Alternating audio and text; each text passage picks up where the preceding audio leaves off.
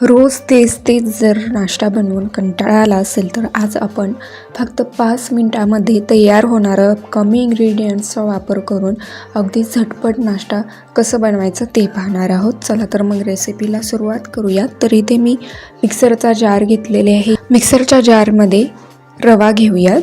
तर इथे हे 1 कप आणि हे अर्धा कप असे मिळून 1.5 कप इथे हे रवा वापरलेली आहे. बारीक किंवा जाड कुठलाही रवा चालेल.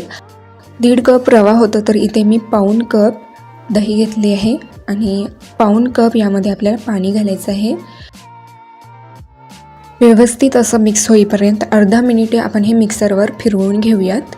तर इथे हे चांगलंसं मिक्स झालेलं आहे आणि अशा कन्सिस्टन्सीमध्ये आपल्याला हे बॅटर बनवून घ्यायचं आहे. जास्त असं घट्टही नाही आणि पातळसरही नाही. अशा प्रकारे इथे हे बॅटर बनवून घेतलेले आहे. आता हे बॅटर आपण दुसऱ्या बाउलमध्ये ट्रान्सफर करून घेऊयात.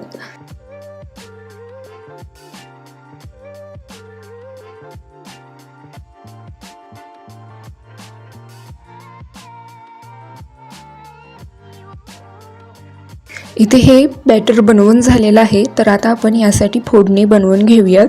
या फोडणीमुळे या नाश्त्याला चांगलासा टेस्ट येतो. तर इथे कढईमध्ये 1 चमचाभर तेल घ्यायचं आहे.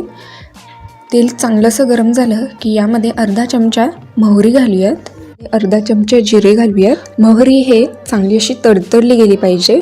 मोहरी जर कच्ची राहिली तर ते दाताखाली आले की कडवट चव येऊन त्या पदार्थाचा पूर्ण चव बिघडतो. तर इथे यामध्ये आता 2 टेबलस्पून किंवा 1 टेबलस्पून इथे मी चणा डाळ घातलेली आहे. 5-6 कढीपत्त्याचे पानं घालूयात आणि थोड्या वेळ तेलावर चांगलंसं परतून घेऊयात.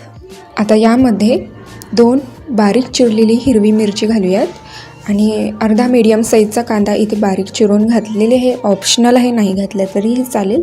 आणि मिनिटभर आपण हे कांदा तेलावर परतून घेऊयात. तर इथे अशा प्रकारे हे तडका तयार आहे. आता जे हे तडका बनवलेला आहे आपण हे या बॅटरमध्ये टाकून घेऊयात. आता यामध्ये बारीक चिरलेला कांदा आणि बारीक चिरलेला टोमॅटो घालूयात आणि हे सर्व व्यवस्थित असं मिक्स करून घेऊयात.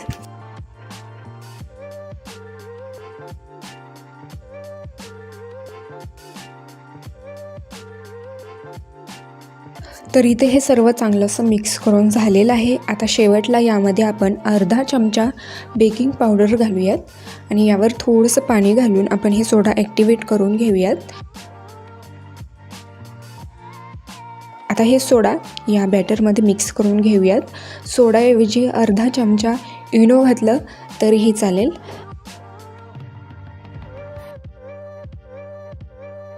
भरपूर असं यामध्ये बारीक चिरलेली कोथिंबीर घालूयात.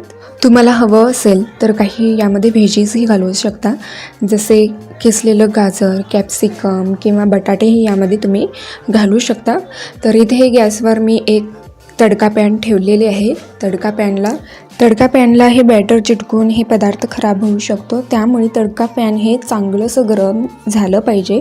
गरम झालं की यामध्ये अर्धा चमचा तेल घालूयात. तेल हे व्यवस्थित असं तडका पॅनला लावून घ्यायचं आहे आणि नंतर यामध्ये 2 टेबलस्पून आपण हे बॅटर या तडक्या पॅनमध्ये काढून घेऊयात आणि यावर एक झाकण ठेवूयात अर्धा 1 मिनटासाठी आणि गॅसचा फ्लेम लोवरच ठेवायचा आहे.